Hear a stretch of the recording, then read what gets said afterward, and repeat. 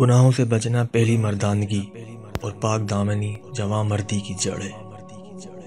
قناعت بہت اچھی پاک دامنی اور کرم حسن خلق ہے۔ پاک دامنی نفس کو گناہوں سے محفوظ اور رذیل باتوں سے پاک صاف رکھتی ہے۔ عورت کی پاک دامنی اس کے شوہر کی خوشی کا معجب اور اس کے حسن کے باقی رہنے کا باعث ہے۔ لوگوں کی عجیب حالت ہے کہ بدکاری کو اعلیٰ نسب کا نشان سمجھتے اور پاک دامنی کو تعجب کی بات خیال کرتے ہیں، گویا اسلام کے لباس کو الٹا پہن لیا ہے۔ تمام لوگوں میں سب سے زیادہ پاک اصل وہ شخص ہے جس کا اسلام سب سے اچھا ہے۔